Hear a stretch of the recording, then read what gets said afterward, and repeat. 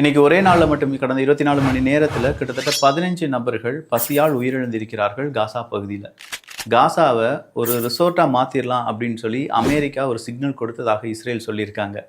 அங்கே இருக்கக்கூடிய மக்களுக்கு துளியும் சாப்பாடு கொடுக்காம, தண்ணி கொடுக்காம, ஊட்டச்சத்து கொடுக்காம மக்களை கொன்று குவித்து வருகிறது இஸ்ரேல் அப்படிங்கிற ஒரு குற்றச்சாட்டு நாளுக்கு நாள் அதிகமானாலும் அதை எதிர்த்தோ இல்லாட்டி இஸ்ரேலுக்கு எதிராகவோ ஒரு உலக நாடும் பதில் சொல்லவில்லை என்பதும், கேள்விகள் கேட்கவில்லை என்பதும் குறிப்பிடத்தக்கது. அடுத்ததாக பிலிப்பைன்ஸ் மற்றும் அமெரிக்கா இடையே ட்ரேடுக்கான பேச்சுவார்த்தை நடைபெறுகிறது அப்படின்னு சொன்னோம்ல, அதுக்கான எண்ட் பாயிண்ட் வந்துருச்சு. பிலிப்பைன்ஸுக்கு அமெரிக்கா 19% டேக்ஸ், அதே நேரத்தில் அமெரிக்காவுக்கு பிலிப்பைன்ஸ் 0% டேக்ஸ். வளர்கிற நாடு, வளர்ந்த நாடு அப்படிங்கிற கான்செப்ட்லாம் கிடையாது.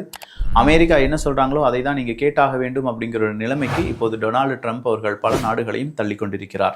அமெரிக்காவுக்கும் இந்தியாவுக்குமான டாரிஃப் டீல் அப்படிங்கிறது சீக்கிரமாக ஆகஸ்ட் 1ஆம் தேதிக்குள் முடிவுக்கு வரும் அப்படிங்கிற நம்பிக்கை இன்று பல ஊடகங்களும் வெளியிட்டிருக்கிறார்கள். அது நடக்குமா என்பதை பொறுத்திருந்து பார்க்கலாம். அமெரிக்காவை பொறுத்த வரைக்கும் ஐரோப்பிய ஒன்றியத்திலிருந்தும் பல அமைப்புகள், பல நாடுகளுக்கு எதிராக அவங்களுடைய டாரிஃப் இருக்கும் அப்படின்னும், குறிப்பாக ரஷ்யாவினுடைய ஆயில் வாங்குறவங்களுக்கு இந்த டாரிஃப் அதிகப்படியாக இருக்க வாய்ப்புகள் இருக்குது அப்படிங்கிற எச்சரிக்கையும் இந்தியாவுக்கு எதிரான எச்சரிக்கையாக நாம் பார்க்கலாம்.